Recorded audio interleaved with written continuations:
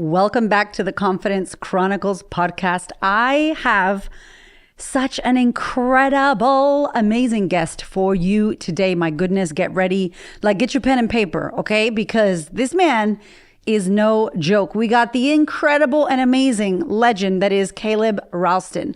So let me just go ahead and tell you real quick. Caleb is a powerhouse brand strategist with like 16 plus years of experience building content empires. Not only, do you know the guy named Gary Vee? Do you know Gary Vee? Yeah. He built and supported and worked with Gary Vee, grew his TikTok following from like 300K, which is pretty damn good, to 3.5 million in just, get it, 3 months. Okay, 3 months. Caleb is no joke. He is working with Alex and Layla Hermosi. He is the powerhouse behind building their brands.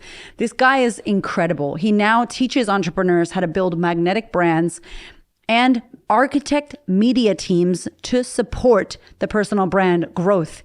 Not only that, okay, but he is the sweetest soul. Like, I love this guy. I've been watching him online. He's been popping up everywhere. I'm like, who is he? He's like 6'7", beard. He's on a Harley. He looks very scary, but he's very kind, very nice. And more than anything, he's brilliant. He knows so much about brand building in today's day and age. He's got real life experience. He's got years. He started when he was 15 years old, filming bodybuilders, like all the bodybuilders that, if you know bodybuilding, all the famous bodybuilders, basically. And he learned from Gary Vee. He talks a lot about his experience working with Gary in the beginning and now working with Layla and Alex Hermosi and many other brands. Caleb is a beautiful soul. He's incredible. He's got so much wisdom to share with you on today's episode. My only warning, get a pen and paper. Okay, you're going to rewind this one. You're going to listen back again. And as always, if you enjoy this episode, tag Caleb. I have put all his details in the show notes. Tag me. Let us know how you enjoyed this episode. He is the bomb. I cannot wait for you to listen to this episode with Caleb Ralston. Let's go. Hola, hola. It's your girl, Erica from America. Welcome to the Confidence Chronicles podcast. This podcast is all about helping you stand in who you are. Stop giving a fuck what people think about you. Start standing as your fully expressed self. As you are, queen, as is. There is no filter needed. You are fucking awesome. And I am here to remind you, I'm a confidence coach, a business mentor, a speaker, an author, and I am obsessed with women standing up, showing up, and creating their confidence. And I cannot wait to dig into today's episode with you.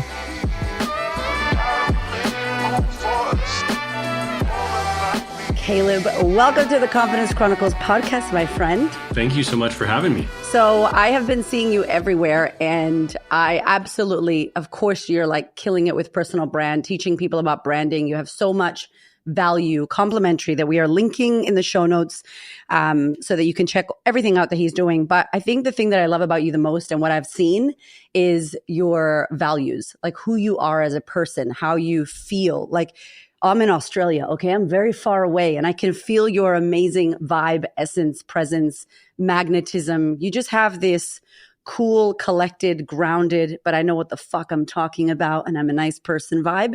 And I absolutely think it's so good for the world right now. Thanks for saying that, Erica. That means a lot. Yeah. That's really cool. Thank you. Yeah. And I heard when you were chatting with Christo that you at 15, and I felt like a little old lady, that you at 15 listened to Gary Vee's Crushing It. Is that right? Yeah. And actually what's crazy is, unlike any other book that I've really gone through since, I actually read it. So most of the time I listen, but I hope my high school teacher is not listening to this. But I didn't read any books in high school other than Crush It. I love that. It's like, this was my degree. And look at how it's paid off, teacher. Okay, give him that. That book was like, we were talking before off camera about Maha, right? And that book was, I was breastfeeding my kid. I was watching YouTube. Back then, it wasn't like a thing. We all watch YouTube now. Who watches TV? Like no one. We just watch YouTube, right? It's like our TV now. But I was listening to him, and he was basically just yelling at me, which I love. And he's just like, stop fucking around. What are you waiting for? And Crushing It came out, and it was the thing. I listened to it because I was like managing toddlerhood and newbornhood and all the craziness. But Wild. like, it was the thing that just slapped me into, oh shit, like, what are you doing? This is what's possible. What did it do for you at 15? Because I know that you said your dad was a bodybuilder. You were around all these incredible bodybuilders, and it gave you this audacity or this push. Or what did Gary's Voice, that book, do for you that made you at 15 be like, I'm going to do this shit, or I'm going to go after this? I think I historically viewed video and making fun little videos as just a hobby that I would eventually have to grow out of. Yeah. And reading his book gave me a whole different frame. It allowed me to realize, oh shit, there's a really strong chance that I could actually make a full-time living around powerlifting and bodybuilding content online. And not around me making my own. Yeah. I was doing that, but nobody gave a shit about that because I wasn't that strong. But I would film with a lot of individuals who I was at the time, like before I read the book, I'd be training with them. I had the opportunity to be around a lot of really great individuals just due to a lot of like what my dad had done. And all of a sudden I'm reading this book and I'm like, oh shit, he's telling me that people are going to make money, like a full-time living talking about the Smurfs. If they're talking about the Smurfs, I could make a full-time living probably talking about bodybuilding and powerlifting. Yeah. And so I think what it really did, it gave me a lot of tactics, obviously, but the most important part and the thing that actually sticks far more than tactics is it broke my belief. He does that, doesn't he, Gary? Oh, he's very good at that. He's very good at that.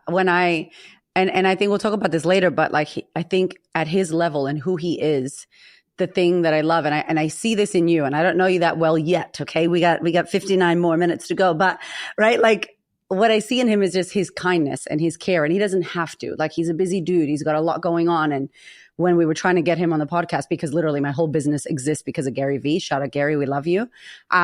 You and so many. Yeah, like he gave me 15 minutes. Like, homeboy could have said no, and like I would have been like, I get it, okay, like that. Like, he's like, yes, I can give you 15 minutes. Obviously, you have to have an official show and all the things, but like, yes, I'll give you 15 minutes. Yes, I'm happy to share.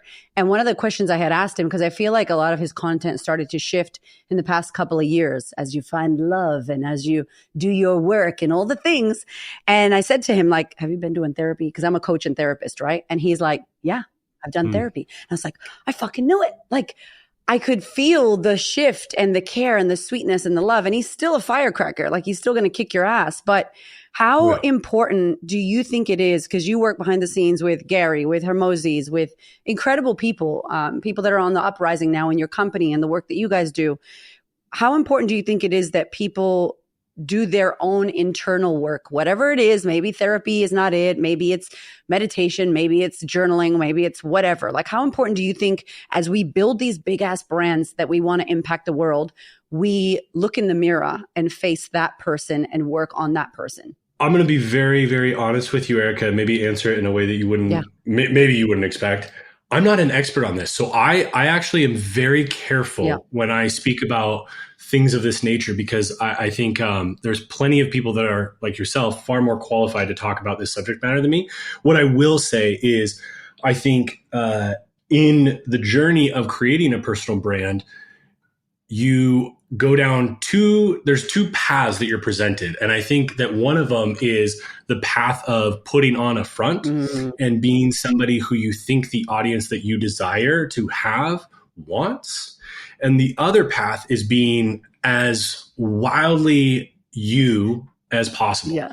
And I say as wildly you as possible, like very specifically, because I do not think that anybody, or that's maybe too strong of a statement, I don't think many people show up day one making content online as their full self. Totally. Just like most people, when they start a job, when you're a kid and you're going to school, you don't show up as your full self right away. You grow in comfort level, right? But yeah, I think, knowing yourself, I think, is really important. I take it from other angles, I guess, which is knowing, like, what are the things that you can do that are sustainable, right? Like, I think, actually, my mind just went to a really interesting place. Yes, let's go. Working for these characters that you mentioned, like, I had times in my career where I actually created this narrative in my head, like I wanted the same things that they wanted. So with Gary, for example, and I know there's so many people in his audience that they go through a season where they do this. I created this narrative, like, I do love the Seattle Seahawks, not to the level that he loves the Jets. And when I was younger, I was like, I want to buy the Seahawks. And I was like, that's not true. I actually have literally zero desire to do that. Right. And I used to think that I wanted to, like, I was that kind of ambitious. And I mean, compared to your average Sarah or Joe, I am maybe a little bit more ambitious, but not to that level. And so I think for me, I'm very grateful that I, to your point, did the work, I guess, less intentionally than probably I would have liked, but I figured out that isn't who I am. And that's not my ambition. Luckily, before I started making content, so I didn't put this frame into the world of somebody who I am not, have that gain some level of success, and then create a prison that I am trapped in and I have to fulfill on a day-to-day basis. And I am a man, so I do not pretend to know what it's like as a woman, but I imagine from just experiences that I've had and creators I've worked with, that's what I just described, probably more difficult for a lot of women that decide to make content publicly in this space, given how society has set a lot of interesting expectations, we'll say. Oh my God, that was a sermon right there. No, but like when you said a prison and that you have to, it's like blows my mind because of Gary talking about, and I know you were sharing recently on another podcast about the document versus don't document, like don't create, document, and how Layla's definition of it blew your mind. Like, can you share that just real quick, her definition of it? Yeah.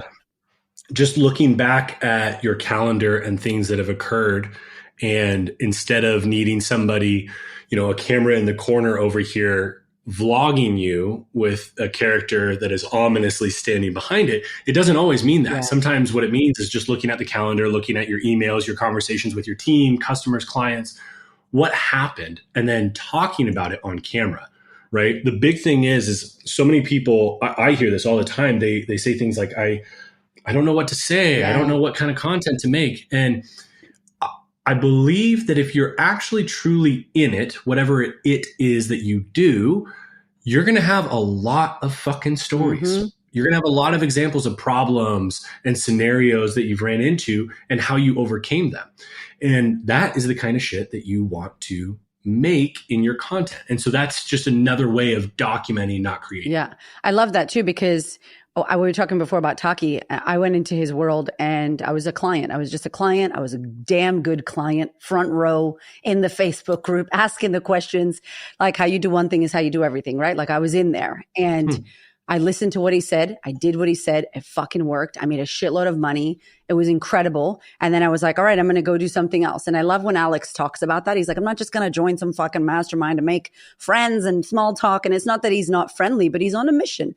Homeboy's on a mission. And so I did that. And I remember being in his program and I started to become like Taki, like I'm going to build this program. And I'm like, fuck that. I don't want to be on Zoom every week. Like, oh, I don't want that life. And like, Taki, I love you. I know you want that life, but I'm like, that sounds terrible for me. Like, and I noticed that we do this a lot. We do this a lot with, Alex, Hermosi, like Layla, like Gary. These are massive personalities that one day we're not. One day we're in the process of becoming. If you're listening to this shit, like you, like me, like Caleb, we have all been in the process of becoming. I'm still becoming, right? And like, I just feel like we if we're not careful and we don't know who we want, what we want and who we are, like you just mentioned, we start to shapeshift into these people. And then it becomes, I need to go viral. I need now 1 million followers. Now I need this brand deal. Now I need this. And then you're right. You end up, and this shit happens in relationship. Like, fuck, who are you, roommate? I don't want to be in this marriage. I don't want to be in this job. I don't want to be in this content creation. Like I guess for me as a therapist coach, it is the work, but I love how you're mentioning it because you're more saying that you just start to figure out like, oh shit, is this what I want? And ask yourself deeper questions maybe. Yeah. And I'm really stepping out of my wheelhouse. I think therapy is amazing. Yeah. I am confident enough to admit that I have not manned up enough to do it yet, but I believe that is something that is incredibly important. And I do think that for a large majority of people that are listening or watching this, that is probably the clearest route to accomplishing that. Yeah. I will say though, there's a lot of shit, fucked up, bad, shitty, crappy therapist. Bad. Like it makes me angry. And it sucks because I'm one of those people that I'm like, if you got a clipboard and glasses and you're just judging me, like I'm not coming into the room. And Caleb, you won't believe how many times that is the true manifestation in front of me. And I'm like, fuck, this is why it sucks. So hence why I'm mass and I do coaching and I do more like basically kind of what Gary does, like yelling at people on the internet to back and believe in themselves and ask themselves difficult questions. And I'm going to segue that to difficult questions because you, my friend, I feel like you came out the gate. Like maybe you were behind the scenes, bomb ass person doing amazing shit and no one knew. Then you were like, hello, my name is Caleb. Here's a 6-hour course on YouTube that is fucking fire. My friends, if you want to know what it's like to disrupt and be like, nobody knows me, I've been behind the scenes. Boom. Like you just drop that shit with an amazing ass workbook. It's 6 hours. What makes me angry is that most people will go so cool and watch 5 minutes and then, or watch it and then fucking do nothing. Don't be her. Okay. If you're listening to the show, there's links in the show notes. I'm going to send you the YouTube. We're in the era of information and you can just take a lot of information, but it's about the fucking application. So for you, you came out the gate. You were like, I need to share all of this knowledge and this content with the community. Some of the questions you ask, can you share like, you've got these first 4 kind of core areas that you start people with. Yeah. And I fucking love it because you reverse engineer. Can you share a little bit on that? Yeah. I mean, we're going to reference him a lot, but I got the whole idea of reverse engineering anything from Gary. He's been talking about that since, probably the first video I ever saw of his on YouTube. When it was Chubby V, as he likes to refer to himself as. The brand journey framework, I think, is an incredible place for people to start. It does start with the end in mind and then works our way back to today. And so the first question I like to ask is, what is your goal? What is your desired outcome? AKA, why the fuck are you putting all of this effort into building this brand, right? Like you and I both know there are a lot of sacrifices that come with doing this. And unfortunately, and this is kind of like a mission that I have, is most people, including the people talking about building a personal brand, do not share that part of it. Yeah. Okay. Yeah. And so like, if you're going to make these trade-offs, if you're going to give up privacy, etc., why are we doing it? Totally. Right. Another thing that I want to share before I go to the next question is so many people that I talk to, they'll say things like, I've been making content for like 2 years, Caleb, and I don't even know if it's working.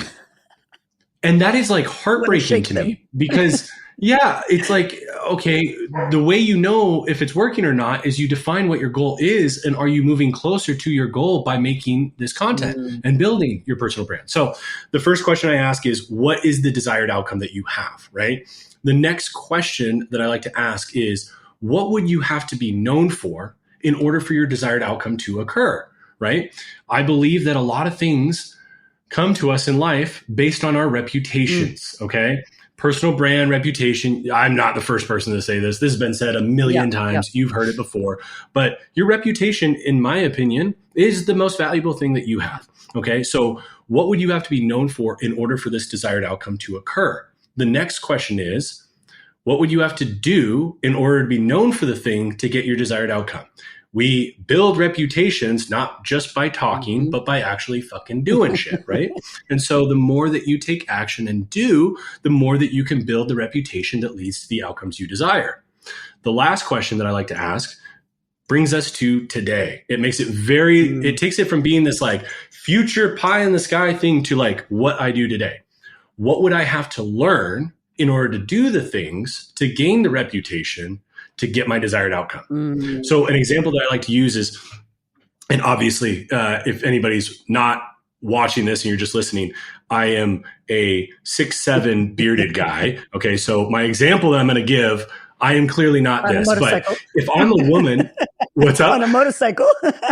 Yeah. I'm literally doing this podcast. Again, if you're not watching this, you're missing out. I'm literally doing the whole podcast on my motorcycle right now. But if I'm a woman who wants to speak on stages to inspire other women to build their business, if that's my desired outcome, then most likely I'd have to be known as a woman who has built a successful business and probably helped other women build successful businesses. So what do I need to do to be known for that? I need to build a fucking successful business, right? And then I need to help other people do that. And the really cool part is the last question, what do I need to learn? Well, if you're starting from zero, you have a lot to learn to build a successful business. There's a bunch of departments within a business. And within each of those departments, there's a bunch of core fundamental skills that you need to acquire in order to do this successfully. And so the brand journey framework, I still call it that, but it should be the brand journey roadmap, because what it is it gives you the roadmap of exactly how to go from where you are right now to that desired outcome.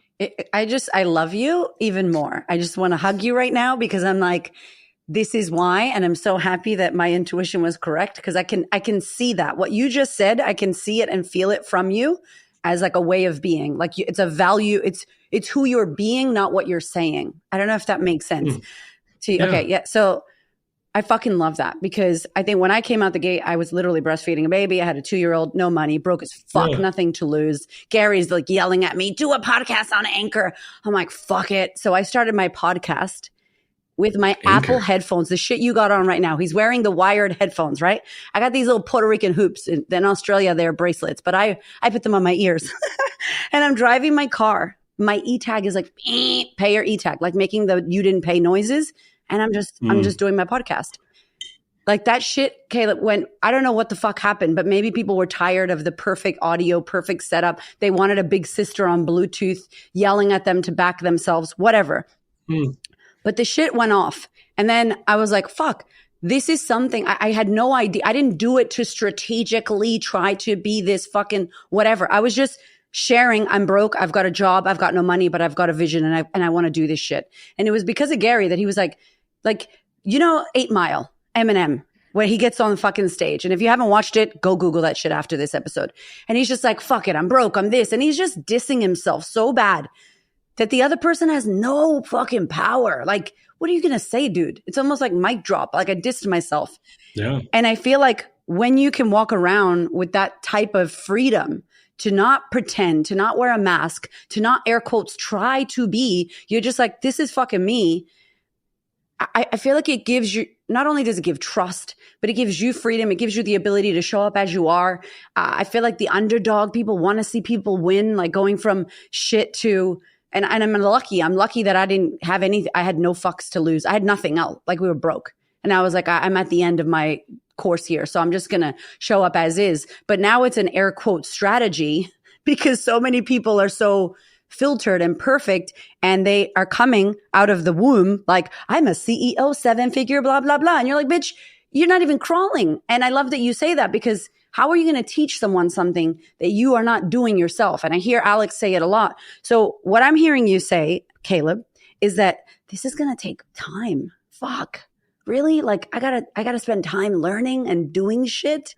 I mean, what I will say is I think people that are not as familiar, which is the majority of people, with my career are seeing, you know, the traction, and it's not anything crazy, but like we've gotten to 52,000 or more subscribers on YouTube in 7 videos. Like that's kind of wild, you know? And I think what a lot of people, and I probably need to hit on this even more, is the reason why is because I've done 16 years behind the scenes. I have 16 years of building foundation for this house that I'm now trying to build publicly, but it's a strong foundation, you know, relatively speaking.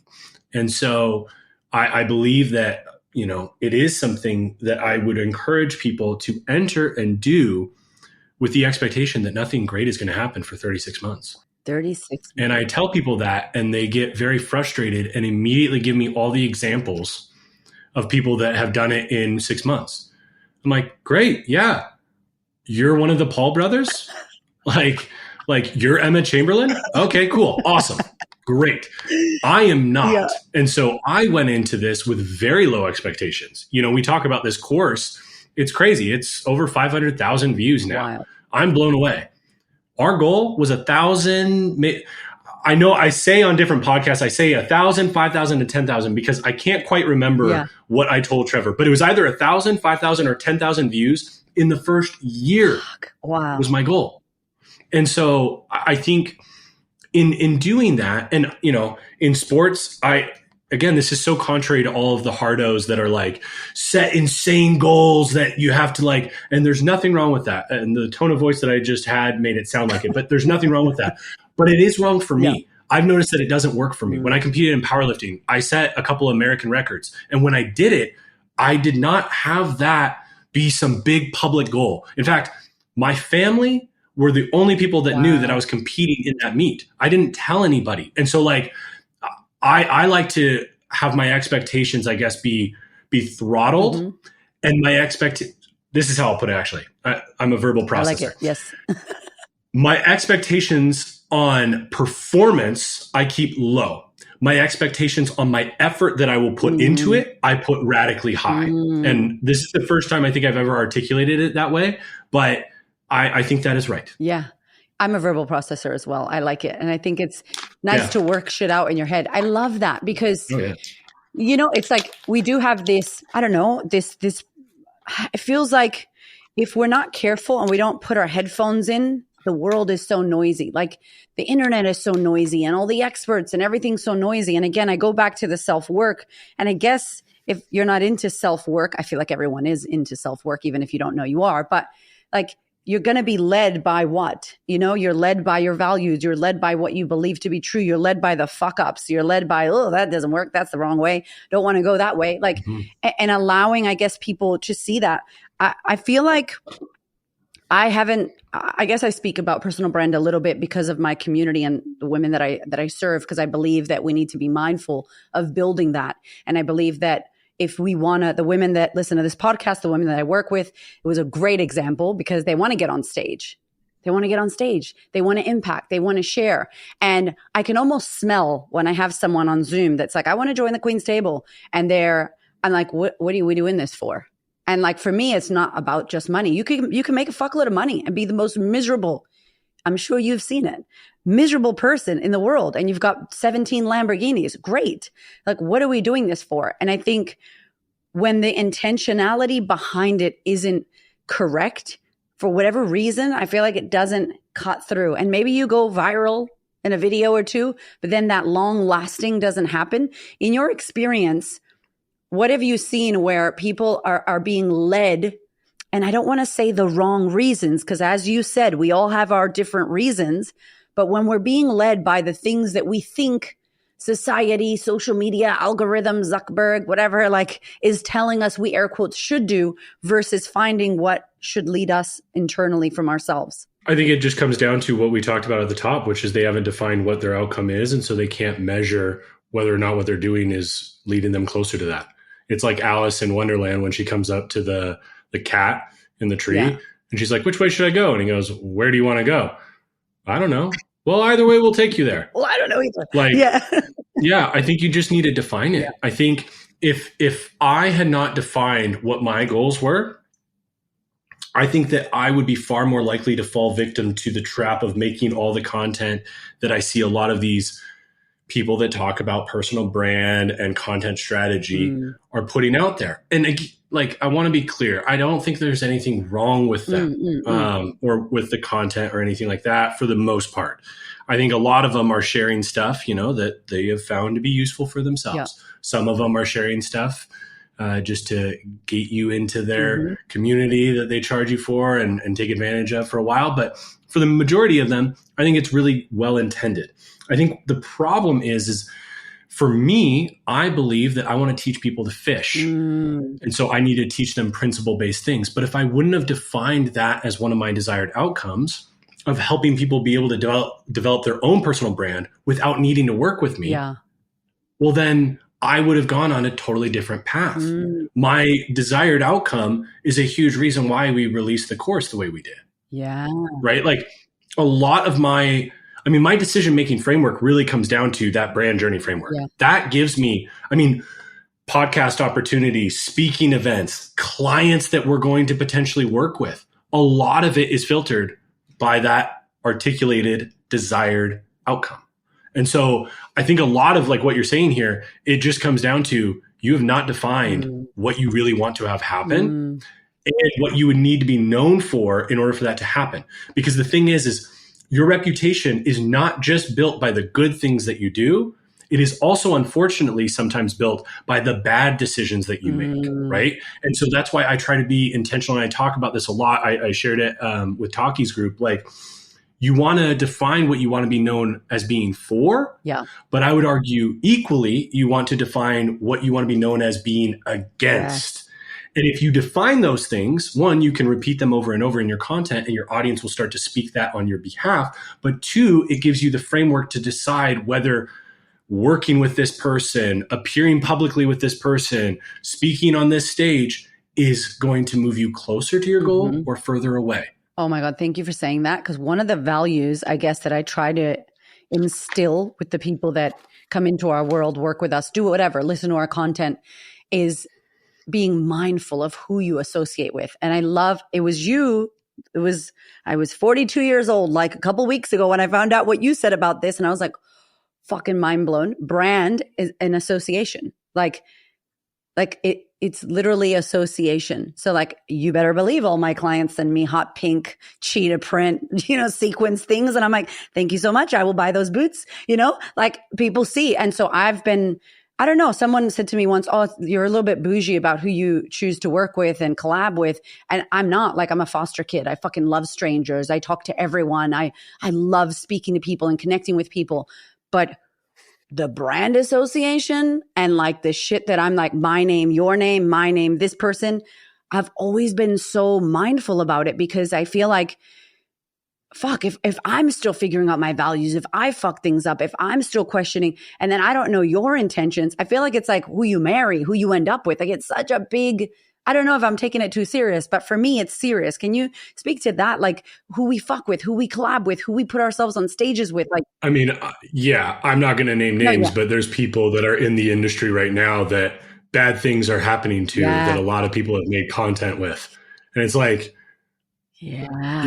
I would argue a lot of them are fairly predictable. Yep.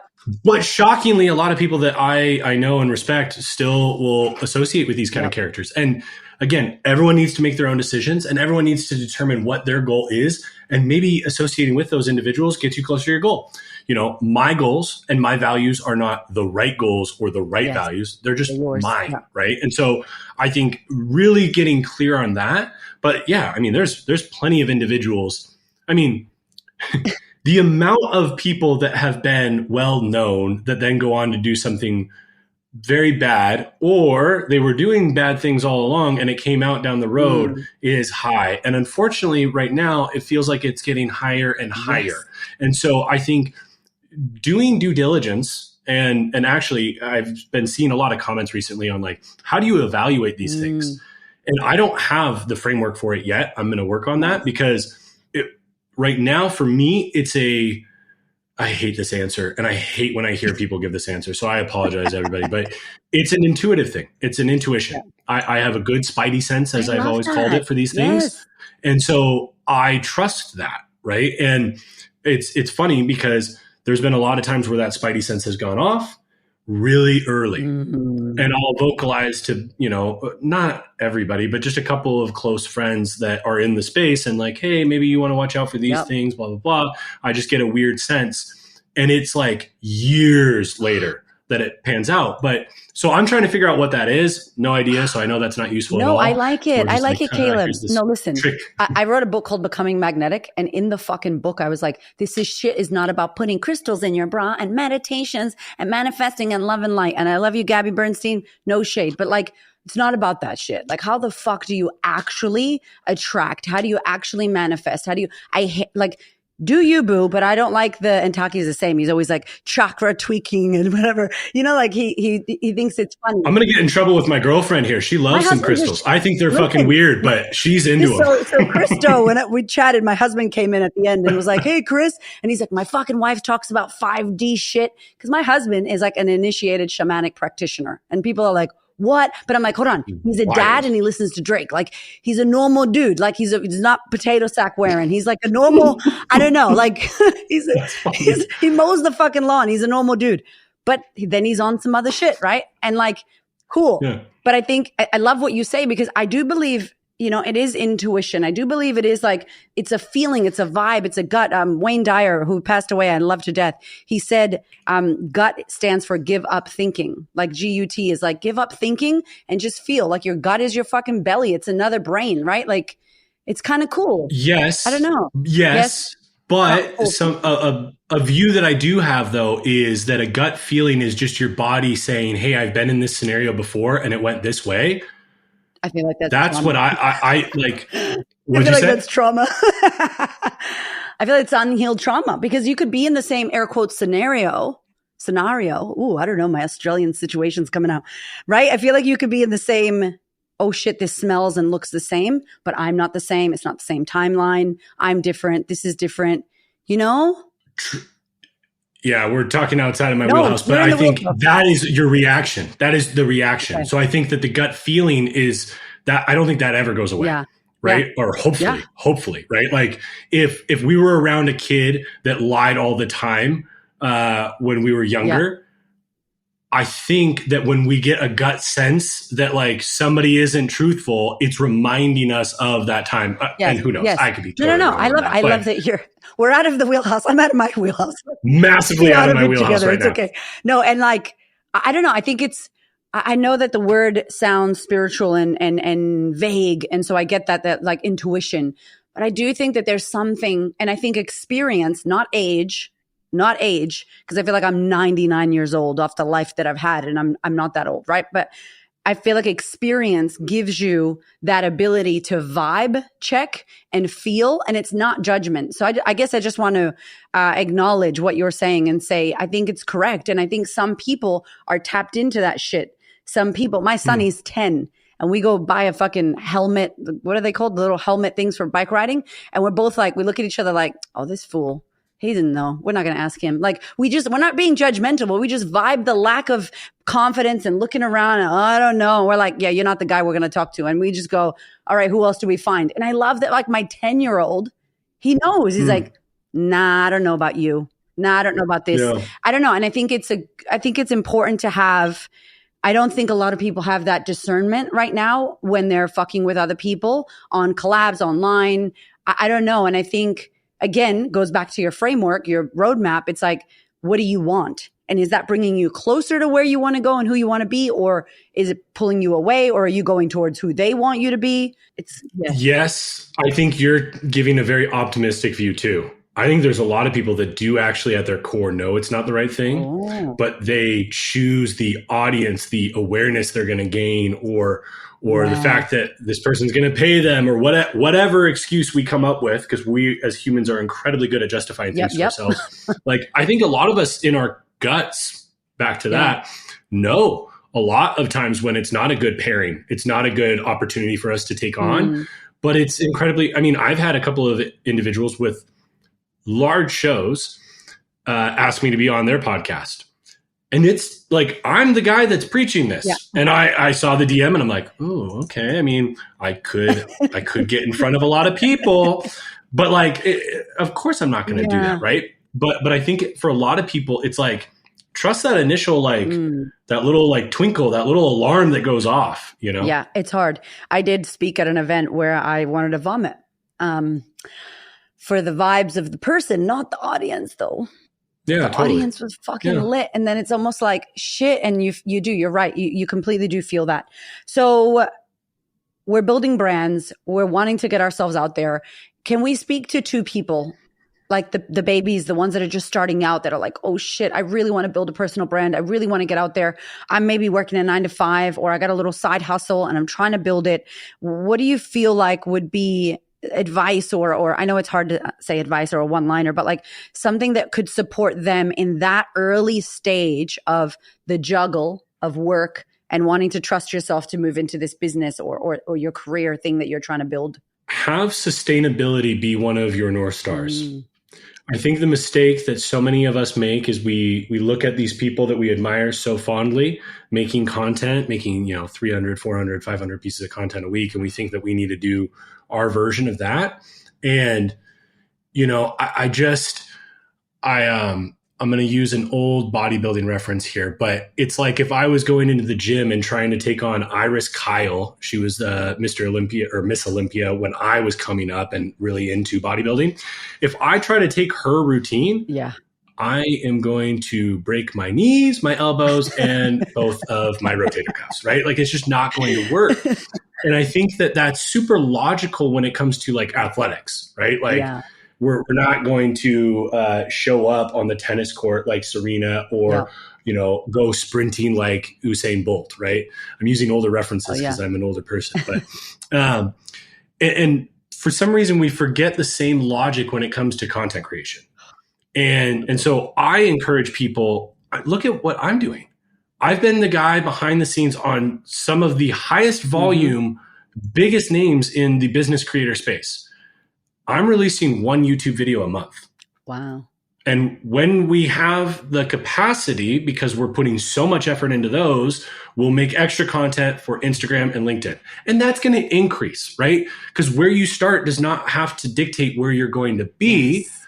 And a lot of people get scared that if I start like this, I'm always going to stay here. And it's like, no, if you start at a crazy high level, the moment that you get sick, or it gets really busy in the business and you have to focus on the thing that's actually paying your fucking bills and you step away from it, there's this like, oh, well, I've lost it all, right? It's kind of like when you're getting momentum on a diet, or at least for me, when I'm getting momentum on a diet and then I go on a vacation and I go off of it and I come back and like, I got back on a Saturday, I'll pick it up on Monday. I never pick it up on Monday, right? And so pick something that is sustainable that you can stick with.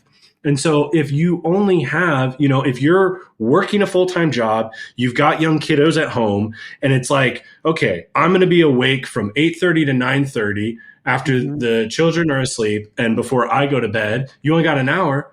Well, make use of that time. Don't create a system and a process that requires 3 hours a day. Right. And I know it sounds so simple, but none of the people listening or watching are actually doing that. Can I just tell you that with the, mindset was a big fucking buzzword for a long time. And now I think personal brand is becoming this big word as well. Trigger warning was in our industry, big word for a while, trauma, all that. But what I'll say about it is like, it's the simplest shit, Caleb, like the simplest shit. People are like, no, it has to be, Anyway, what is the 17th step? Like complicated. And I'm like, no, listen, it's just 1, 2, 3. And they're like, I'm bored of that. I've heard that before.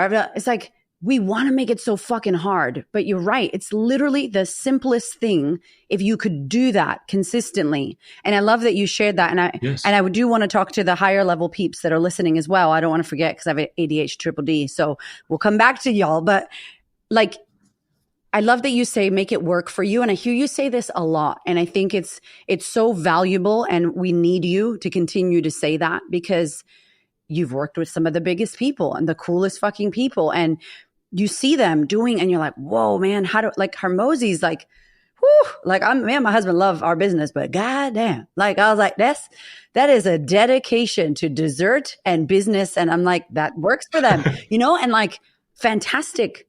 That's for them. But you really talk a lot about building your life and building your content and building the way that you show up in a way that works for you.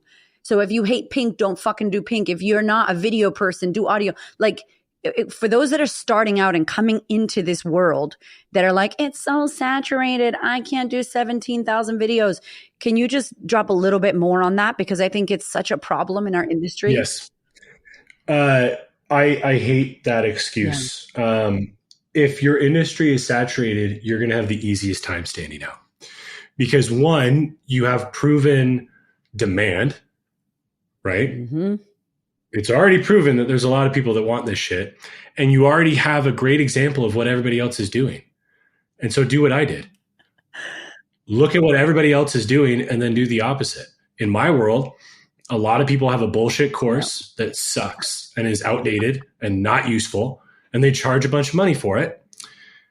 And I was like, well, what would it look like if I made one that's better than their paid course and put it out for free on YouTube as a 6-hour piece on YouTube, not 13 30-minute videos, but 6.5 hours. And that is, as you said at the top, the way to make a big splash. And so to make this practical for everybody, an exercise that I encourage you to do is to pull out a piece of paper right now, grab a pen, and create 2 columns on the piece of paper. On the left side, you're going to write out all the things that people in your space say that you disagree with or think require more nuance. You're also going to write down all the things that you find cringe, disgusting, and like all the reasons why you should never make content because you don't want to be that annoying person on the internet. I'm with you. I have the long list as well. And then on the right side, this is where it gets like obnoxiously complicated. So listen very closely here. You're going to write out the exact opposite of everything on the left. And that's going to be what you talk about and do. And shockingly, if you do that, you will stand out. This doesn't only work for content, by the way. This works for business in general. Because what we just identified are all the actions you're going to take, the way that you're going to show up in your customer service versus all the other lawn care companies versus all the other hair salons, right? Like you define what you don't like and you're going to do the opposite. But also in your messaging, in all your marketing, in your website copy, in your brochures, if you still do that shit, that is the messaging that you're going to pick. Because it's going to naturally stand out because it's different than what everybody else is doing. Again, simple, but that's my whole goal here is I'm trying to take something that the majority of the industry for years has tried to make from one man's opinion, has tried to make complicated to monetize people and take advantage of them truly. Like the horror stories that I hear of like these branding agencies that are doing shit that's not actually useful and charging. I'm all for charging hundreds of thousands of dollars. Do it, but get them fucking results, right? Like, so yeah, I could go on and on. But yes, me too. So I'm like, let's go to the ones that are established, and I'll give you some of the things that my ladies will say to me. I'm not interesting. I'm not interesting. I don't have a secret sauce. I don't have anything cool to share. I'm not as good as XYZ. I don't have the audience. No one's choosing me. No one's choosing me. Like no one's choosing me to speak. No one's choosing me to XYZ. And these women now, these ones are established. They've got the experience. They got the receipts. Like they got the years, but they're finding it, especially the 40 plus, they're finding it really sticky because all these people are online and they're feeling like, whoa. And they're like, I'll give it up to them. They're trying to learn the Chachi, I call my chat GPT Chachi. Okay. She's Latina. They're trying to learn all the things, but they're like, oh shit, like it's too much. Who am I to? And they almost start like shrinking back in and they've got the years of experience, but they're not getting chosen or picked. What can we say to them around their personal brand at that kind of level? Yeah, I got a lot of different angles that I want to go with this one, but whatever you view as your disadvantage, turn it into your advantage. And so if you think that you are somebody who has, spent the last 18 years of your life focused on raising kids and not focused on some of these things, I'm speaking from experience of a really close family member of mine. She, spent many years raising children. Thank God for that. The greatest thing I think that you can do as a human. And she, goes through that, raises these kids, and then gets divorced and goes to enter the workforce and is like, I'm so irrelevant to the workforce. I've been out of it for the last 20 so years. And I will say, I have only lived in this generation. So we all think we're all special and like everybody else has had it different. But from my perspective, the last 20 years, there's been a lot of evolutions in technology, in culture, in everything, maybe more than before. I don't know. Like, I'm not a historian. Yeah. But so she entered this season where she was like, I got to get a job. I'm going to get a job and go into the workforce. But I feel so irrelevant. And I was pointing out all these things that she had done, right? Like she had been in like ministry and stuff like that. There was all of these amazing things that she had done, but she just like immediately defaulted to, I've just been a mom for the last 18 years or whatever. And so, and I remember being like, I couldn't manage kids at this time. Like, I'm still like trying to figure out like if I'm going to be able to do that one day. So I guess what I would say is like, your feelings are valid. / there's a lot of cool shit that you've probably done, honestly, truly. And here's the other thing. Sarah, if you haven't done anything meaningful or interesting and you're boring and nobody gives a fuck, amazing. Your frame is not going to be the expert. Your frame is going to be the learner. We talk a lot about build in public, but how about you learn in public? Learn on our behalf and teach us what you're doing that's working and what you're doing that's not working, right? So again, I always talk about this. I learned it from Brazilian Jiu-Jitsu. I do not roll. I am not an athlete in Brazilian Jiu-Jitsu. I just am a fan of it and have a lot of friends that are. And a principle that I hear a lot of different athletes talk about is like in Jiu-Jitsu, it's like you roll, so I roll. You roll, so I roll. Whatever you give me, I'm going to use as my advantage against you. And in a less violent way, I like to apply that to life. Yeah. Whatever I'm given or view as my disadvantage, how can I creatively turn this into my advantage? I love this so much because I think we think so low of ourselves. We think that, and I don't know what you think about this, but I believe, I believe, and it goes back to freaking crushing it, Gary. Thank you again. I remember him being like, instead of consuming, create, instead of blah, blah, blah. Yeah. And I don't know. I feel like he became like my uncle back then, right? Like I needed a friend. I was hanging out with toddlers and a newborn. And I was just like, oh my God. And I, not because I'm so busy and so cool, but I just never got into watching. And I don't know if it's because I'm a visual processor, but I'm a visual learner. I think in analogies, very similar vibes to how you kind of share and speak sometimes. And I'm like, if I watch a bunch of shit, then I don't know. No. I almost like, I never get people to send me the questions for the podcast. I never want to know the panel questions. I don't want to know. I don't want to prepare. I don't want to meal prep. I want to eat that shit fresh and hot, like I want it to be fresh. And so I feel like sometimes, what do you think about this? Are people watching too much of other people? Are they looking to the sidelines? Are they like, oh, fuck, like that expert said this and now trending audio. And now, like, do you think we're too much in the consumption and then we get clouded to then go, where am I behind all that shit? And who are you? And what do you want to say? Yes. I typically talk about how I don't like to consume a whole lot of content, specifically in my lane. Actually, I consume plenty. Like I watch tons of like Harley videos on YouTube all the time. I love watching, right now, my girlfriend and I, we're like 10, 12 years late, but we're going through Game of Thrones. Oh and my God. So good. How good is it? Yes.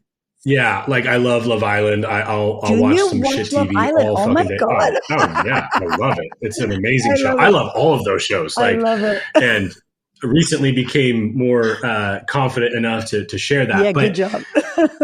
What I would say though is I talk a lot about this, and I think something that I've missed and not done a good job of sharing is in the beginning you do have to watch people. Yeah. Like the thing that and we tend to do this when we're far removed from the beginning is when I was first learning video and photography, I picked a couple of individuals who I really admired their style and the way that they did it. And I fucking copied the shit out of it. I just was trying to duplicate it. But then eventually what I started doing is figuring out, okay, I have these, I'll use photography for example. I have these like 2 or 3 photographers, Dylan First, Aaron Brimhall. I really like their photo styles, like the way they shoot and the way that they edit. Like, for any photographers listening, Dylan First would shoot all of his landscape photography at like 1.8, not f8, not f11. So that's some nerd talk right there, just for you photographers. Yes, we love you, photographers. I got Belle listening. Yeah. He had such a wildly unique way of approaching landscape photography. And so I started to copy those things. But then eventually, and this is where a lot of people just stop. They just keep copying. And that's where I think it's unfortunate. You have to do that in the beginning, but then very quickly, if you ever want to have your own thing, you have to figure out what are the elements that I like from Aaron's photography, from Dylan's photography, that I can pull into my repertoire, into my utility belt, and that I can use and manipulate in my own way to create the style that I want. And so that's a photography example. For the majority of people making YouTube content, for example, there's probably 3 to 5 creators that you really admire. If you're in the early stages, I would encourage you, what are the things? Identify, what are the things that I admire about these creators? And the cool thing is if you have multiple rather than just one, you can pull and borrow the elements that you desire and then concoct it into your own witch's brew of how you are going to go out into the world. And that's what I recommend a lot of people do. But once you get to that point where you've developed your own style, and that's going to grow and evolve over time, I do encourage you to ignore your industry. Yes. Yeah. For 2 reasons. One, it influences you too much and you end up looking just like them. And to the point earlier, why would we want to look like everybody else? I thought we wanted to stand out and get results. So why are we doing that? 2, I think, and I have no way of measuring this, I've just seen it up close and personal with a lot of people that I've worked with over the years, is when you start paying too close attention to your competition, you start making decisions to try and beat them rather than to serve your audience. And that is a very, very, very, very, very, very dangerous place to be for a lot of reasons that I am not qualified enough to go into. But that ends very badly. Like really, really, really, really bad for your mental psyche and for the team or any individuals that you have around 100%. You. Like that is not the place to go. And so that's why I like to put blinders on. And I encourage people, if you're going to watch content, watch it outside of your niche, your industry, your space. That way you can borrow and see what's working out there, take those learnings and apply it here. And then you stand out.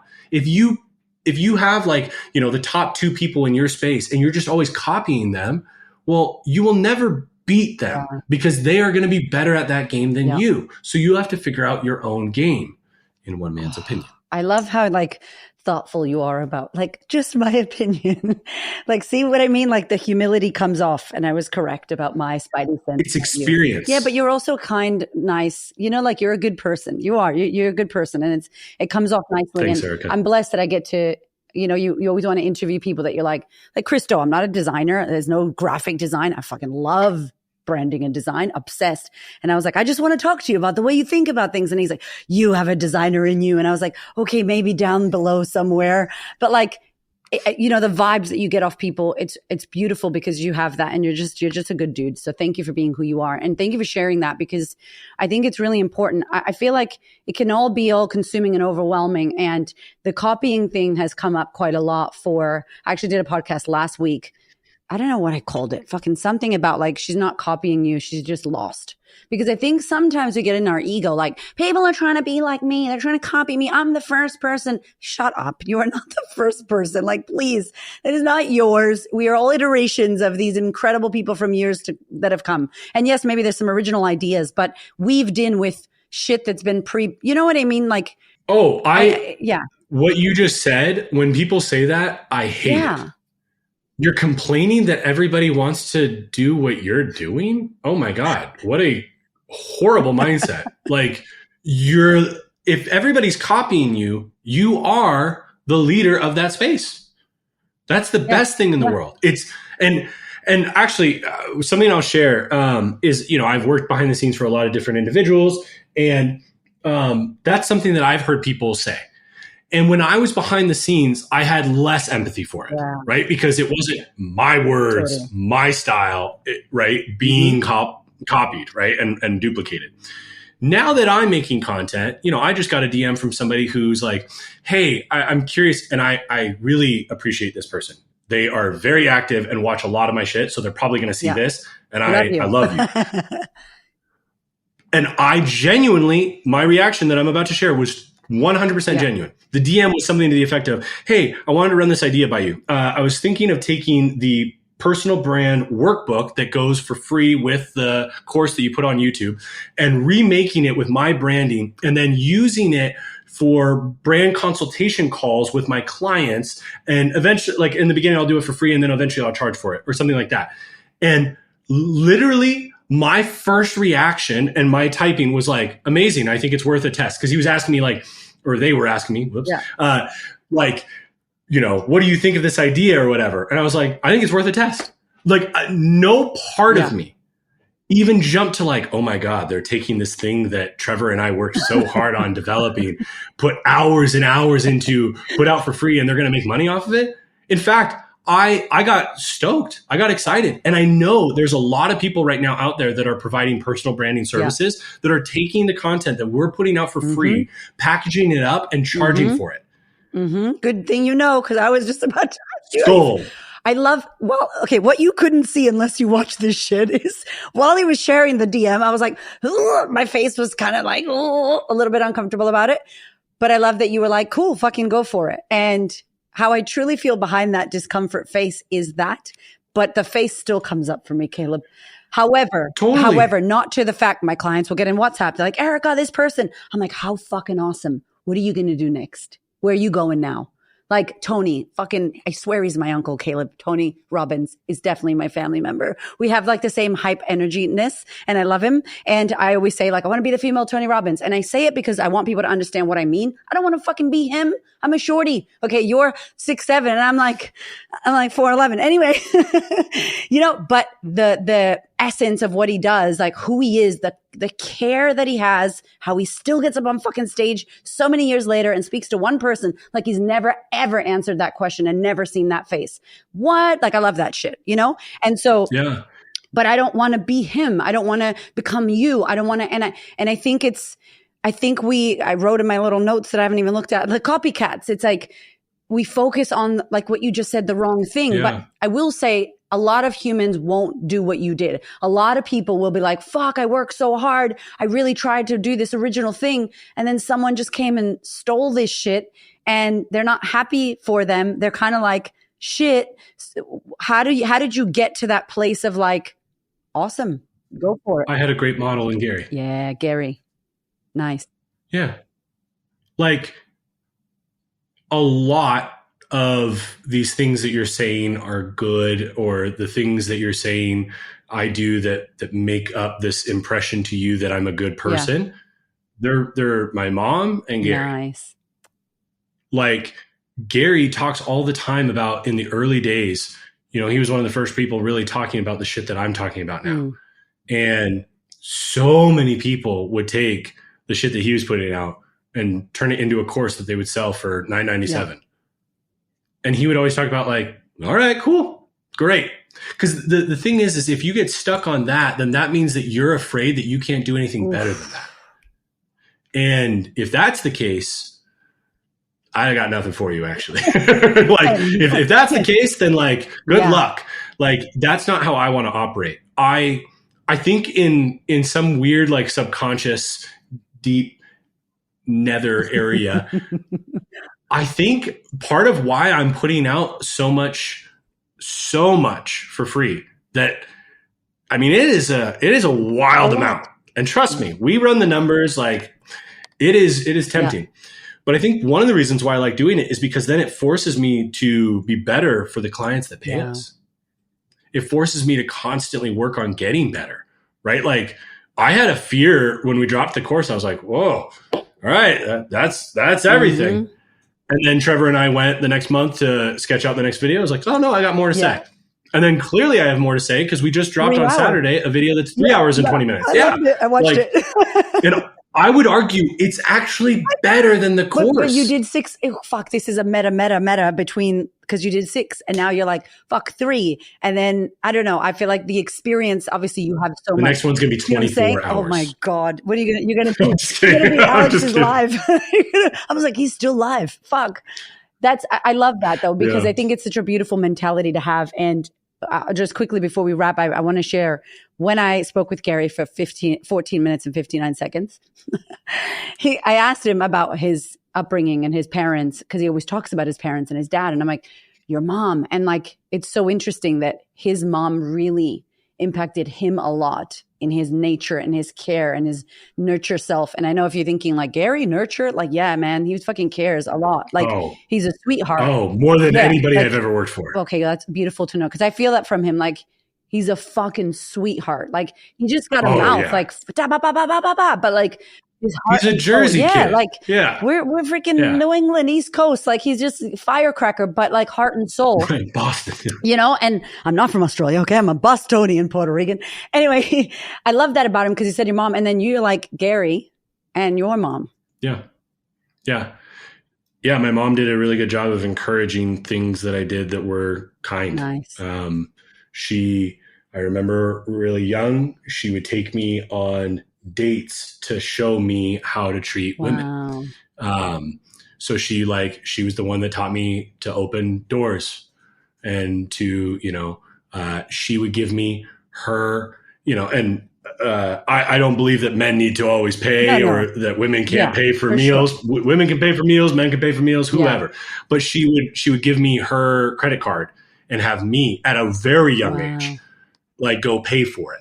And I don't think I actually really ever quite, this is going to sound weird. And I hope this isn't, it's good. This doesn't come across incorrectly, but like,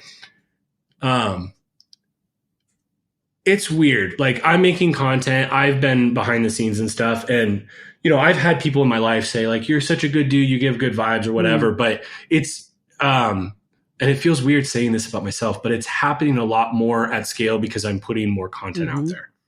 And I think I'm just now realizing the impact of those moments that my mom had on me, of how she encouraged these really good behaviors in an environment at times that showed me many more examples of bad behaviors. And my mom's the shit.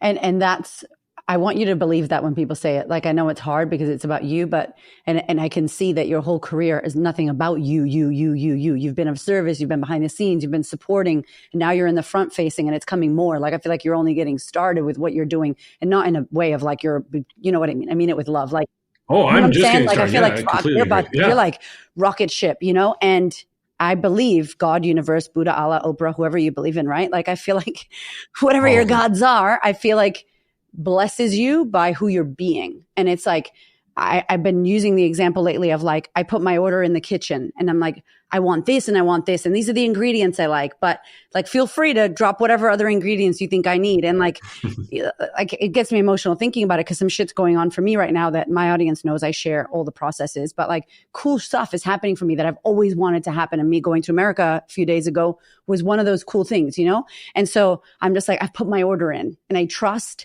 that they're cooking that shit, and I can smell it and it smells delicious, but it's not ready. Like, it's not ready to be served yet. And if I got it right now, it would be fucking raw, and it would be not what it needs to be. And so I feel like what you're building and what you're doing, and the hours you and Trevor, shout out to you, and the whole team that you have behind the scenes building everything, and Kate, and, when you're a good human and you do, and you're really connected to what you're trying to do for right reason, and whatever reason you think it is for you. But I feel like you get blessed. I feel like you get looked after. I feel like the positions get put where they need to be, and we don't know when, but your meal is coming. It's being cooked, right? It's going to be delicious. It's going to be better than you can imagine. And I'm so grateful that Gary and that Hermosis and that everyone that you get to work with has been able to not only impact you, but also draw out what was already in you from your upbringing and your beautiful parents and your experiences, because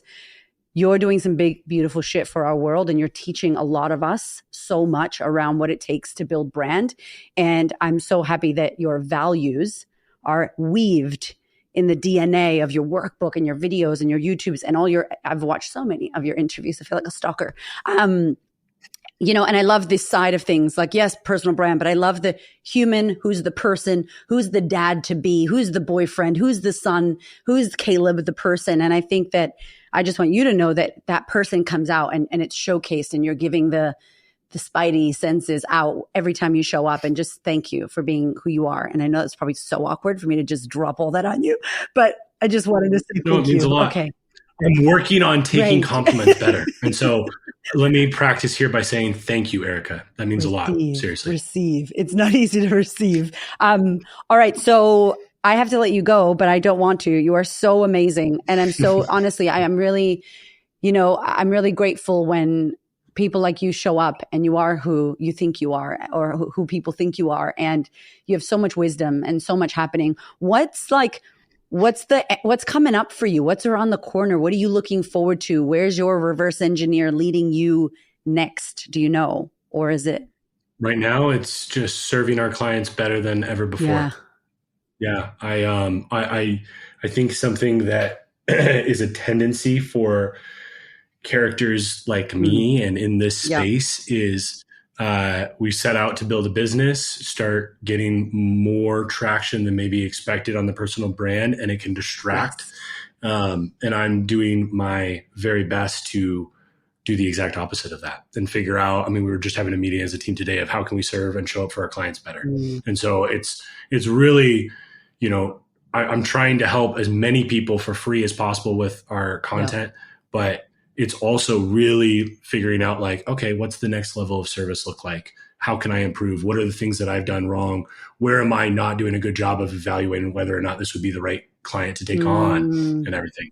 So I think, you know, I've been doing this shit for 16, almost 17 years in a couple of weeks here, but like business, I'm in month 10. And so I think I'm really trying to focus on gaining those skills. Like anybody who is on our email list, you're seeing, I am not great at writing emails yet. They're showing up in your promotions tab right now. We're working on deliverability, I promise. But like, these are the things that I haven't done, right? Or haven't done as much, or haven't been the button pusher. And so I'm learning, and our team, we're developing these things. And so I think right now it's not some big thing over here. It's the opportunity in front of me. And just like I think I've done a good job of in my career working in-house in the places of like really focusing on the thing in front of me and taking advantage of it, I'm trying to do the same with the trust that people are placing in me to help them grow something that matters a lot, which is your personal brand. I want to end there because it's so sexy, but there's one last question because that was so damn good, y'all. I was like, thank you very much. Is it harder, weirder, difficult, I don't know, to now be, it's you and your team, and there's people like you on your team, that what you did, and like you were on other people's teams, like with Harmozis and with Gary, and now it's you and your team, and like you're building yours. Is it different? Is it weird? Is it like a learning curve? It's awesome. It's awesome because when I stepped into the first role where I was building a team, I went into that with all these notes of how people that had led me in the past did it really well and encouraged me and gave me a lot of momentum. But more importantly, I had notes of what they had done that slowed me down and discouraged me and made me not want to do shit. And so I think the way that I led, and you can ask anybody that worked on the team, like I am wildly flawed, but I really do my best to not make the mistakes that people that were leaders of mine made. And so now going into this season, one big thing that I'm really trying to do that I think some people do really well and some people don't do well at all is I'm trying to give a lot of credit to the people behind the scenes, the Kates, the Trevors, right? Like I want them to be recognized as well because I've been that person. And so I know the level of effort that it takes. I know that when Trevor says, yeah, I worked really hard on that edit, he's downplaying it. He was up all fucking night, you know, finishing it before we release it because I came in at the 11th hour and was like, hey, crazy idea. Like, you know, we're last minute. I'm like, you know what? We should have a workbook for this. Hey, Kate, can you figure out the whole system for people to be able to download this and access it? Because I don't know what to do on that. You know, you could like, and so I think that's, you know, there's challenges, there's stresses, there's anxieties that come with it. I got people that are depending on me, right? Like, and things like that. But I work better that way. I am more externally motivated than internally motivated. And so I think it's actually playing out into my strengths better than in previous situations I've been in. What a great experience. You are amazing, my friend. We're going to link everything, obviously, so you can all binge all of the incredible content and the workbooks, because there's another workbook as well with the 3-hour one. So Kate. It's longer. figured that out. It's got more exercises. I know. I was like, it's really good. It is really good. It is really amazing and incredible. And my one, I guess, hope for y'all that are listening or watching this is, like I said in the beginning, there is so much available to you. This amazing man and his team have made some incredible resources for you, and they are available. And all you have to do is click the link in the show notes or click the link on Caleb's YouTube, which we're also going to link, and subscribe, and then download it, and then sit your ass down with your tea, coffee, tequila, whatever the fuck you want to drink, and write tequila please, okay, with some tajin, and write this shit out and sit there. And that, to me, that's the work, Caleb, by the way. Like, to me, that's the work. It's you by yourself, pen and paper. You could do digital if you're a fucking Gen Z, that's fine. But like pen and paper, old school shit, pulling your answers from your brain and your head and your heart out, that shit's going to give you so much. Like, do it, my friends. Please do it. What were you going to say? You were going to say? And make it a drinking game. Every time that I say ultimately, you will be smashed by the end of it. By the way, I just ruined it for everybody that hasn't consumed it. You're never going to, I say ultimately a lot in the course. You're going to highlight ultimately and send him a DM, screenshot and tag him. But thank you. And thank you for that beautiful coffee that you shared on socials. Like, you're just a good dude. Thank you to your mama. Thank you to Gary for you and for you for showing up and doing this work. It's so needed. You are incredible, my friends. Thank you so much. Thank you, Erica. Thanks for the opportunity. Thank you so much for listening. I freaking love you. I appreciate you. Thank you for your ears and your energy and your attention. Thank you for letting me into your world. And thank you so much for listening and tuning in to this podcast. There are so many podcasts you can listen to, and I deeply, deeply, for real, appreciate you listening to mine. Do me one big favor, one big thing. Please share this episode or this podcast with a woman who you know needs to hear this. This is my mission on planet Earth, to serve as many women as possible so that we could show up, stand up, speak up, and create the confidence and the life that we desire. I appreciate you, my love. I will see you on the next episode.